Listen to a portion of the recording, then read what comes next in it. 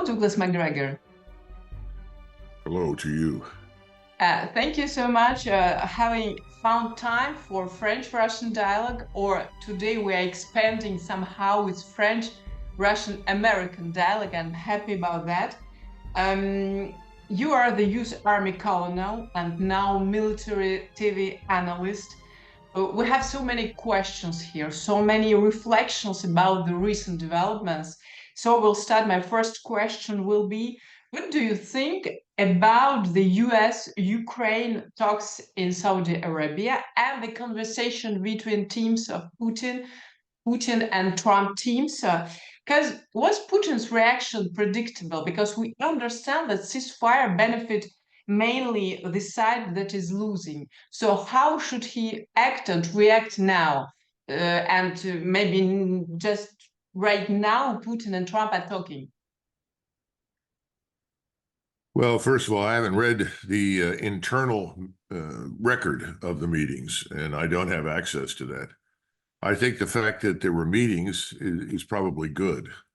The difficulty I have with what the United States is doing right now with Washington is that we're treating the Russians as though they are in a position that would oblige them or would compel them to compromise. They're not. We need to admit something up front, which we have failed to admit categorically, and that is that Russia has won the war. So to the victor go the spoils. And right now, we should be more respectful of the Russian position.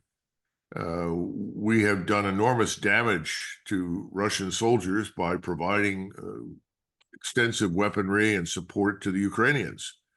We should also turn to this Ukrainian leadership and say, you've had it, it's over. You have failed. And frankly, we should remove Zelensky. Now, people say, oh, what, the United States can't do that. Of course we can. We could signal very clearly that Zelensky and his little band is absolutely unacceptable to us.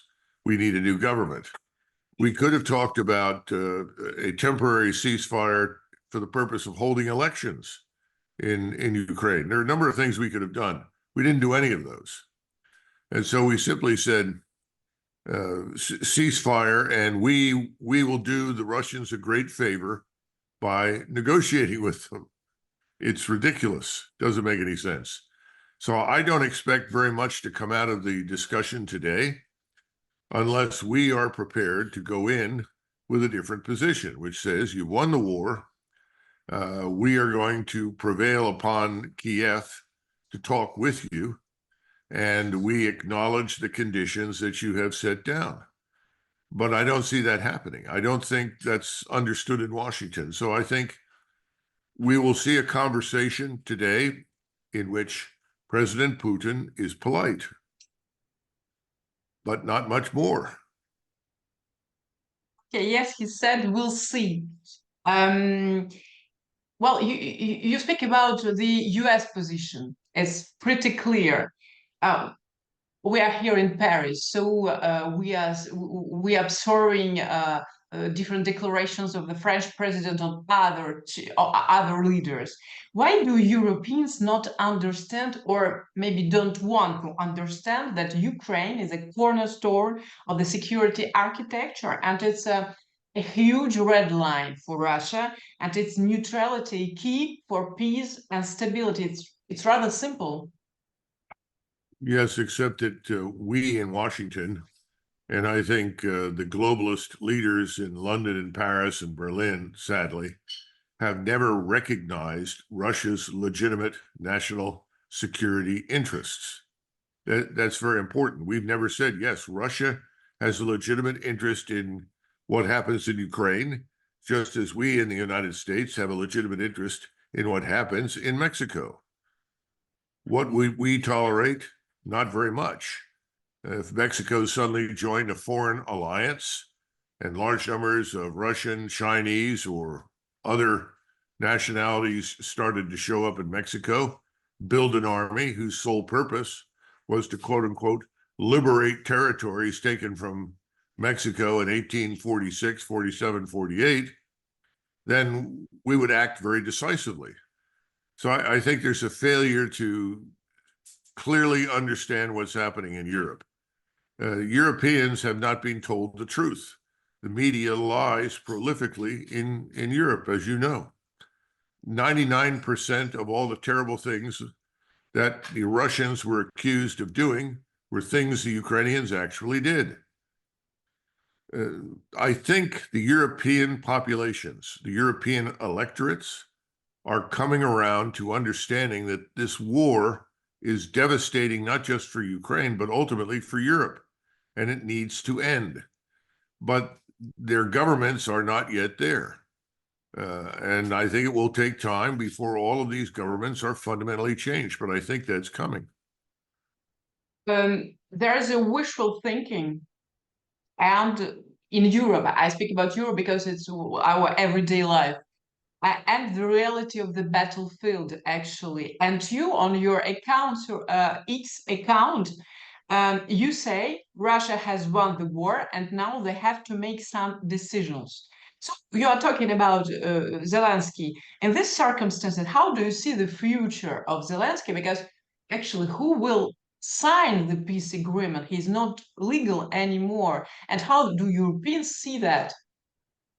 Well, this is the point that I was trying to make. He's not legitimate. We need to stop pretending that he is. So if we're asking for some sort of ceasefire, it should be tied to something tangible, like the emergence of a new government. We haven't done that. I don't know why President Trump puts up with the man. It doesn't make any sense. He has the authority and the power to simply send him away, and his friends. But we're not doing it. And the longer we wait to do it, the more likely it is that President Putin will do it. I mean, if you're in the Russian position right now, what is your alternative to what President Trump is suggesting? It is to advance further to the West. I have some geopolitical but profound issue because I've been organizing many conferences about that. Strictly from this point of view, the US till now, I mean maybe the Biden administration wanted to cut Europe from Russia. And we know Zbigniew Brzezinski and his book, The Grand Chessboard, and all this kind of declarations that it's done. Well, how will Trump act, you think, according to you, act in front of, in face of BRICS on the one hand, and Europe on the other hand, because he's a businessman, he's a real businessman. How to establish a strong partnership with both for him? How will act according to you? I don't see any evidence right now for a coherent strategy in Washington. Okay. This is very important. In other words, what is the strategic framework?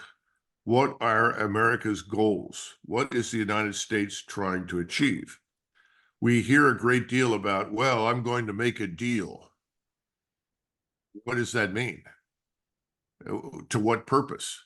In other words, if you're the president of the United States, you say you want to end the war, that's fine. But that involves a lot of things. How do you go about ending the war? Well, first of all, in order to end the war, Moscow has to decide to end the war. In other words, we talk as though we are in a vacuum, and that Moscow is expected to simply say, oh, yes, we'll end the war. But for what purpose? And on the Russian side, the Russians want confirmation that Ukraine, when it emerges from this war, will be neutral, number one. There will be a government somewhere in Ukraine, whether it's in Kiev or Lvov, I don't know, but it will not be allied with any foreign powers hostile to Russia. Very simple, very straightforward. Now, we can go into denazification and other matters, but I think that is unavoidable if you're going to end this whole thing. The people that brought about this war must be gone. Now, what do we want to achieve? No one ever asks President Trump, what do you want to achieve? What is your goal in the negotiations with Russia? I think the goal is normalize relations with Russia. In other words, get out of this permanent condition of hostility. That should be our number one concern. Number two, let's sit down with Russia's neighbors, and I'm talking about Lithuania, Poland, really, we're talking about Ukraine's neighbors, Lithuania, Poland, Slovakia, Hungary, Romania, and probably Germany, simply because Germany has a permanent strategic interest in what happens in Eastern Europe. It always has. Sit down with them and say, here's the map. How do we redraw the map? This is not a matter of voting. This is a matter of great powers deciding where the boundaries will go. And if you are a Russian, you look at the map, you know that for most of the last 500 years, the Dnieper River has tended to be a boundary of importance to Russia and importance to the West. If you go back through the history of Kiev, it was probably Polish-Lithuanian longer than it was ever Russian. So let's be honest. Let's look at the map and say, what are Russia's bottom line requirements? We know about neutrality, no foreign forces, no foreign bases, no opening of war against Russia. Clear. But what do the boundaries look like? I know what I would say, but I don't know what President Trump is going to say. I have no idea. I don't even know if he's thought in those terms. In Europe, wars usually end with the redrawing of boundaries to the satisfaction of the belligerents, the people that fought the war. That's what has to happen now. But I don't see anyone talking about it at all. In the meantime, what do you do if you are President Putin? You order your forces to advance. Roll up to Zaporizhzhia, roll up to the river, roll up to Kiev. Then you have to make a decision. Are you going to cross and seize Odessa? Odessa is historically a Russian city. It was never a Ukrainian city. Now, are we going to, is that something Russia is demanding, or is that up for discussion? Is Moscow prepared to compromise on that particular issue? Is Russia finally going to take Kharkov once and for all, which is also historically a Russian city? I don't know, but these are the frank conversations that have to happen. I don't think we're even close to that. So I don't know what the hell this conversation is about. And keep in mind, last night, we apparently, according to reports, attacked and sank an Iranian intelligence ship. Well, in most of the world, in international law, that's an act of war. Have we now decided to declare war on Iran? I mean, I'm sure President Putin will want an answer to that question. What are you doing? Now, the Israelis have started bombing in Gaza again, which the world beyond the United States and Israel largely agrees is a criminal act, because you're killing thousands, tens of thousands of women and children and old men. They say, well, we're attacking Hamas targets. From the very beginning, it's been clear that anything inside Gaza, from the Israeli standpoint, is a legitimate Hamas target. There's fighting up on the northern border of Lebanon between Jolani and his forces and the Lebanese. What is going on? Who's in charge? What are we trying to accomplish? None of those questions are being answered by Washington. A lot of questions, yes, right you are. 10 days ago, the French President Macron had some kind of very negative rhetoric, very negative speech towards Russia. He means that Russia is a threat to Europe. Why, actually? I think most people are permanently stuck in the Cold War. The globalist elite has a permanent interest in creating conflict with Russia. I say globalist elite because these are the people in the West, and in the United States who've opened our borders and begun the process of destroying our national identity, our national culture, our way of life. That's effectively what they've done. Macron is part of that. So is Starmer. I still think this new man in Berlin, Merz, is effectively part of that. Now, that means hostility with Russia because Russia is a nation state with a developed history rooted in Orthodox Christianity and to a lesser extent in Islam, as we've seen with President Putin, who has done a brilliant job of bringing in the Muslim Chechens and others into the mainstream of Russian society through a very systematic creation of mutual respect. In other words, these things are real. He reveres those. That's part of Russian national identity. All of these things are anathema to the globalist leaders. So if you want to change Europe fundamentally into this amorphous mass of people who don't know who they are, who don't care who they are, who are just mindless consumers, you make war on Russia because the Russians know who they are. The Russians know what they want, and this is uncomfortable for them. Now, I don't think this is going to happen. I think the war is lost. Russia is emerging victorious. This will ultimately end well for Russia. The question is, what happens to the rest of Europe? I think Europeans on the continent, as they look east, are beginning to figure out there is no giant 15 million man Russian army marching towards them. There is no interest in Russia in destroying Europe. On the contrary, the Russians would like to do business with Europe. And eventually somebody is going to say, well, if their government is different from ours, who cares? What's important is that we get back to business, commerce.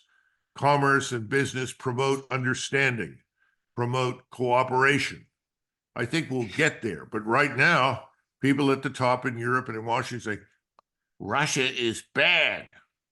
Putin is bad. We can't do business with it. It's a bunch of nonsense. We did business with Stalin, who was arguably one of the most evil human beings who ever emerged on the planet. But we don't bring that up. Now suddenly we say Putin is bad. Putin is not bad. He is not what he's accused of being. He's the leader of a great power. You do business with him. Eventually we will get there. But right now, this is this globalist elite that knows it's losing control. It's losing ground. It's losing here and it's losing in Western Europe. But we're dealing with interim leaders. In other words, President Trump, for all the good things he says, and for all the good things he has done recently in terms of trying to restore the border and restore the rule of law, he still has not divorced himself fundamentally from the people that were governing here before him. He needs to do that. I don't know that he will. And as a result of not divorcing himself from it, he's now making the wars in the Middle East and the proxy war in Ukraine his, which is a grave mistake. You are saying globalist. We call it the deep state. It's maybe the same. It should be the same people who wish to continue this war, and he provoked somehow the war between Ukraine and Russia. And I've been interviewing many experts, French and Russian as well, and they say, but the question is, will he succeed in suppressing these forces because they are still present in the US? This is a good question, and I don't have an easy answer. I think the developing fiscal crisis, financial crisis, is going to have an impact. Not very many people are aware of it yet around the world, but our economic condition is very fragile. In other words, we could go into a very serious economic and financial crisis, in which case all the forces that we have all over the world stretched around the globe will have to withdraw. They'll have to disengage because we will no longer be able to afford them. People, historically, people have purchased our debt. They've come into our market, bought our treasury bonds, and in doing so, they have helped finance our military and economic expansion. That's stopping. People are not buying our debt. As that becomes a larger problem and the interest rates rise, we will have to stop doing what we are doing. That may ultimately be the one factor that prevents us from influencing what's going on in both Ukraine and the Middle East, depending upon how rapidly this crisis develops. But my point to you is very simple. There is no coherent strategic framework. Remember, if you are a capitalist, I am a capitalist, you understand that capital flees conflict. In other words, if there are wars, if there are crises, no one wants to go there with their money and invest. So our preeminent concern as a nation should be to end the conflicts in the best possible way as soon as possible in order to promote prosperity, stability, and growth. That used to be in the framework for our strategy. I don't hear anyone talk about that. So I don't know what our goal is.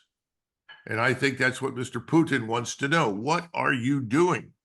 What is your purpose, Mr. Trump?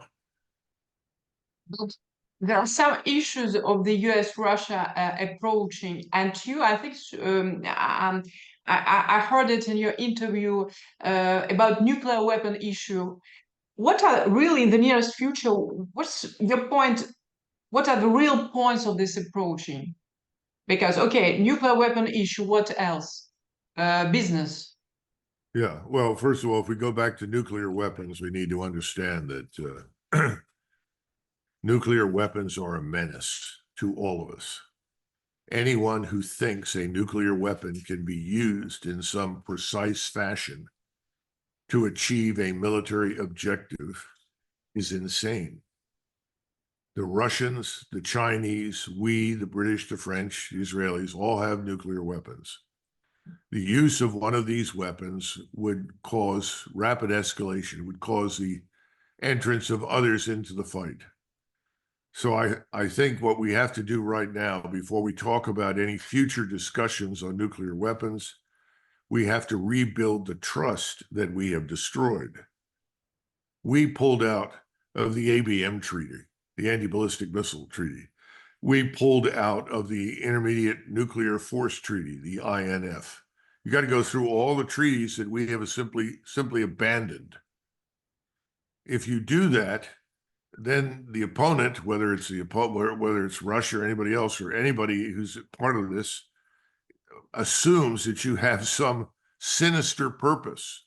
In other words, why are you leaving these treaties if you are interested in peace and stability? It's because you want to make war. I mean, that's the underlying assumption. You're trying to achieve an advantage of some kind. We've got to go back and rebuild all of that lost trust. That's going to take us probably 2 decades or more. So Trump can't walk into a room that's been dark, hit the light switch, the lights come on, and then everybody says, oh, we're friends now. What happened last week doesn't matter. We can just get along. I don't think there's an understanding in Washington of the deeply held suspicions in Moscow and Beijing and other capitals. We've meddled for too long in too many people's countries. We've undermined too many people's governments.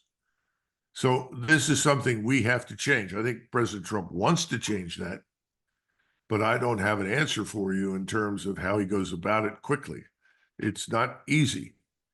You know, my argument from the beginning with him has been, Mr. President, end aid to Ukraine immediately. No more military aid to Ukraine. We know that 50% of it is stolen and ends up in other people's banks. Why are we doing this? End it immediately. Secondly, get all of the Americans who are in Ukraine out. And somebody inevitably says, well, what about the Europeans? Believe me, When we leave, they will leave. All right? We need to get out of that place. We need to get everything out, and we need to stop aiding them. Now, what did President Trump just recently do? He restarted military aid and assistance to Ukraine. He had Army tactical missile systems. We call them ATACMS, long-range rockets, flown into Ukraine and delivered to the Ukrainian military. So they didn't have to wait months to get them. We sent them whatever we had. Why? If you want this to end, that is the last thing you should do. None of it makes sense. That's why I'm saying there is no coherent strategic framework. Yeah, I got it. I understand what you're talking about. And what about the frozen Russian assets? Because the UK and European Union advanced talks on how to seize frozen Russian assets. We are talking about almost $300 billion in the form of securities and cash. Is Russia ready to lose it, or it's real pressure, important pressure, or not? What do you think about that? I think Moscow has found a way to exist without it if it needs to. But that's another part of this solution. If we're going to get past the hostility and the conflict, we should end that practice of freezing those assets and keeping them in our hands. You see, this is the problem with the global financial system. We have utilized our system to bully others. In other words, either you do what we say or we punish you financially. If you look at Russia, China, India, Brazil, all the members of BRICS and the aspiring members of BRICS, they want an alternative to working with us.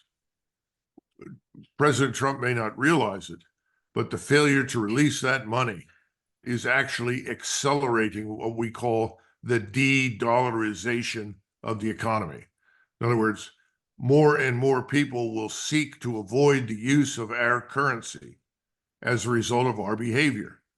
Again, there is no strategic framework. If your goal is to normalize relations with Moscow, what are the things that must be done immediately? I don't think that question has been asked or answered effectively. And so I don't even know what President Trump wants to talk to President Putin about. Hi, President Putin, hope things are great. How are you? Okay, how about that ceasefire? And Putin will say, well, we're not comfortable with that ceasefire because we see Ukraine continuing to fight. And by the way, you are arming Ukraine. Why are you doing that? This war can't end until you stop doing that.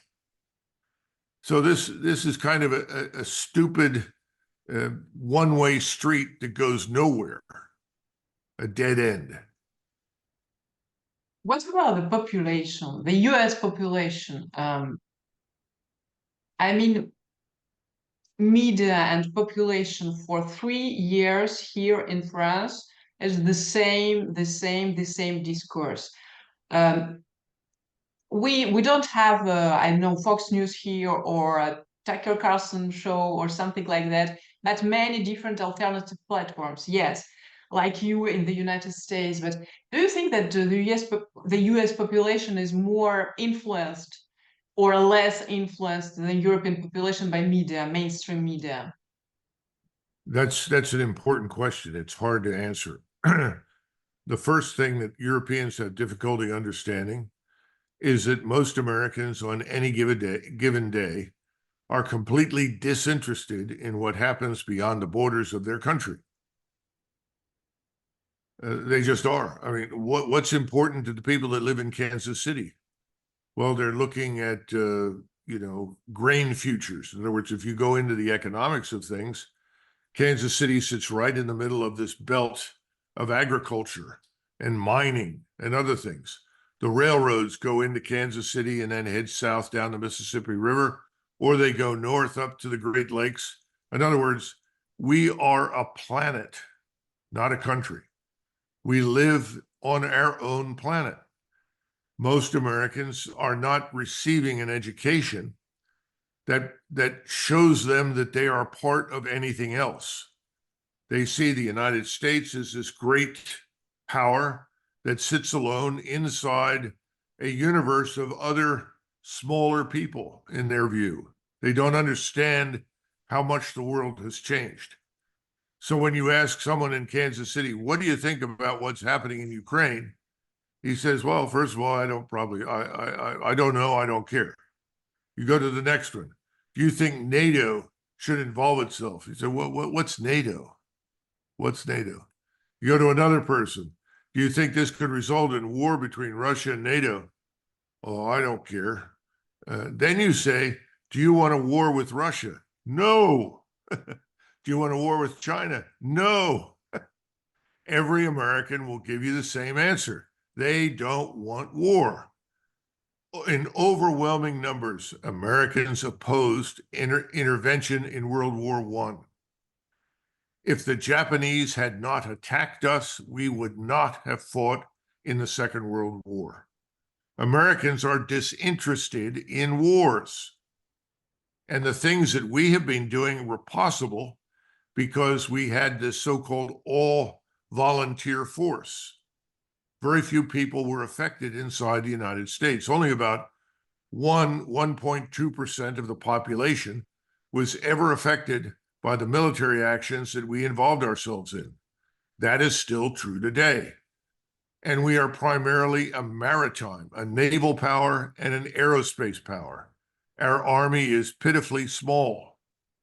And we try to influence things using, surprise, surprise, air and missile power. And that's what we're doing in the Middle East.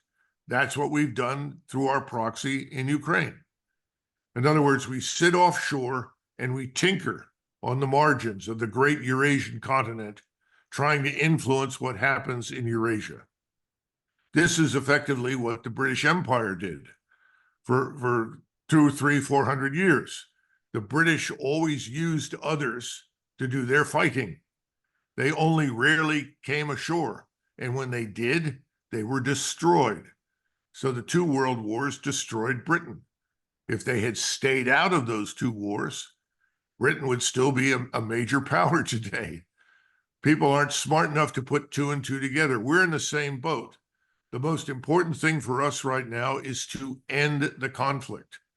If we don't end it, it will ruin us economically as well as politically in the world.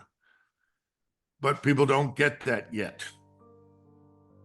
Unfortunately, but thank you so much for this dialogue. Thank you so much for understanding that peace is important. It's very, I have an impression, an idea that here the word peace is something is very rare and pejorative. So hopefully that good sense will prevail. Thank you so much. So nice to meet you. Thank you so much. Bye-bye.